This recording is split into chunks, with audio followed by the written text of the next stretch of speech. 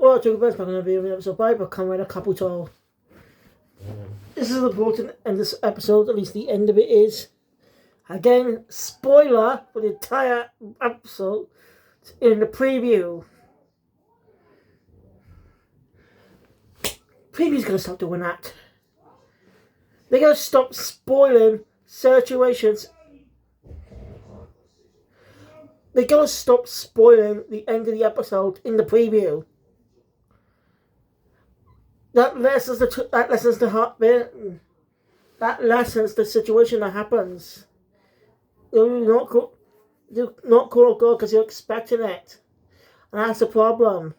You're not supposed to expect it. God, I really hope you fix your previews by now. No. Let's get to the episode. So, the episode opens up with a man being attacked by the worm. And it sounds like squid and kills it.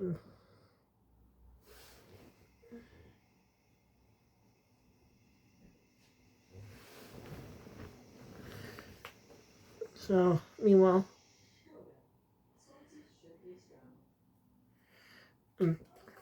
Yuri just visits Soji's place, basically to do something about Kamen.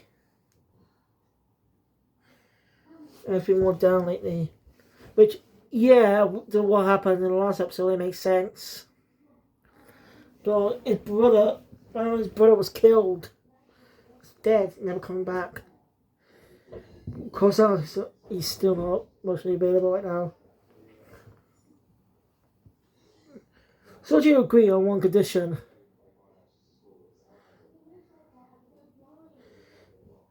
May stop going by his now, it's not Nintendo. Oh, it's something about the Soji, just sounds weird. Basically, the deal is, she makes her typical, that same meal she's been making now. And he gets for his sister.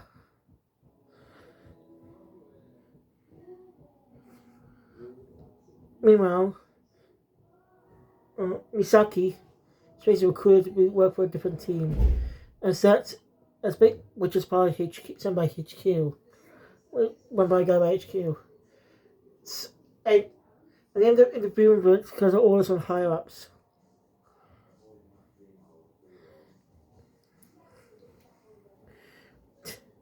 That's me. So yeah, the worm gets away.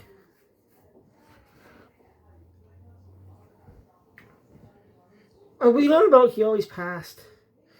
She was involved in the accident. Soji and his sister were also involved in that incident that happened 7 years ago. The Shibuya incident. I'm just calling Shibuya incident, but no one goes, come on. Can't expect me not to represent Jujutsu Kaisen here. So, Shibuya incident. Saying he killed their parents. Hiyori's parents are killed in that accident too. Hiyori likes drawing, and she doesn't really see herself. Oh, it's beautiful. So yeah. Anyway, Soji ends up meeting someone. We're actually introduced to his dad, who works for SACT. It's basically the head of SACT, I think. Yeah. And you can tell by dialogue, their relationship is pretty strained. Whatever. Kagami breaks his dad. Thinks his dad doesn't care about his brother. Like, he was too busy with his work just to look for him. You know, he said there's nothing he can do. So we probably won't know more about that. We can't really get a sense of dad's personality much. So yeah, now there's a strange relationship.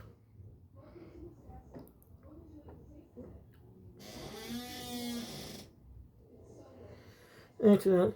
Manager basically urges Kagami to take a Kyori out on a date. As ever, he agrees to it. Yup, sir. Well, she declines in her usual way. Kagami gets a phone call. Or not a phone call. He looks at the newspaper and finds that many incidents of death from worms. By worms.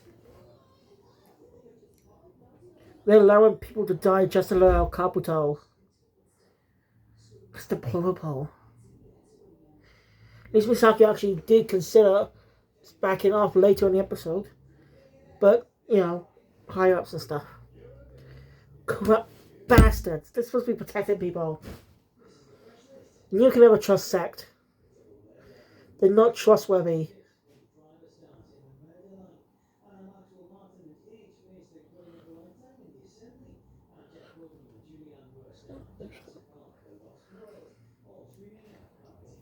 Yeah.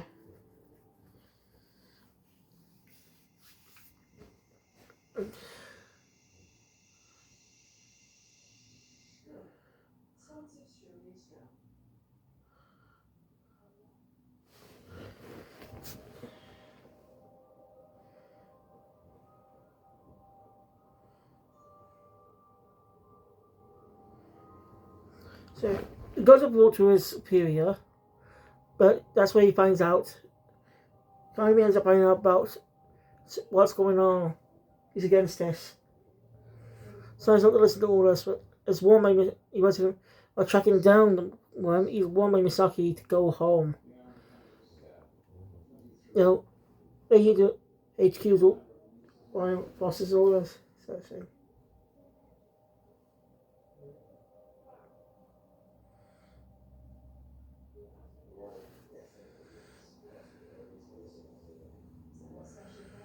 Huh?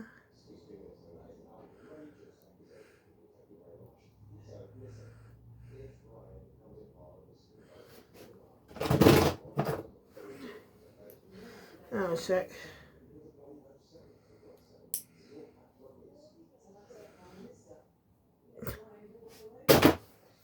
Yeah, how do we say on something?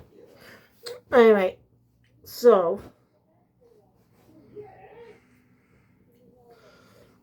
this is the situation. Soji finds the hope. Basically, convinces her to go. She says she doesn't see herself beautiful. No, and she says she doesn't like crowds. And Soji shows her that it's going to be alright. Easily with her. So you never got to keep that promise. So yeah, the words victim, which is its final victim. Kagami, as Kagami earlier went to visit Soji, but Soji's not stupid. He knows the trap. And he knows they're like that. After all, they'll cover stuff up. So warn the public about this. And this is not, of course, public panic, but cover things up like that.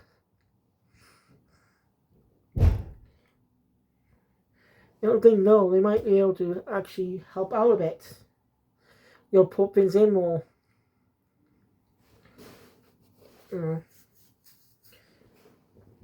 So basically, Kagami disobeys orders and bites back. There's nothing. Lucky Ochi shows up. Well, technically, he shows up while riding a bike. Henshin's on the way. I like it when they Henshin on the bike. Traditional, like Kamen Ichigo did. I mentioned in my Agito reviews about that too, so I'm not going to go over here. I may bring it up again when I view the original series.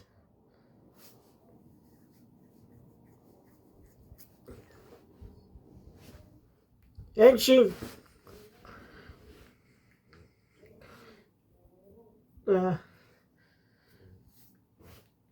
Bounce the worm. Really awesome fight. I love the clock up abilities. They're really cool.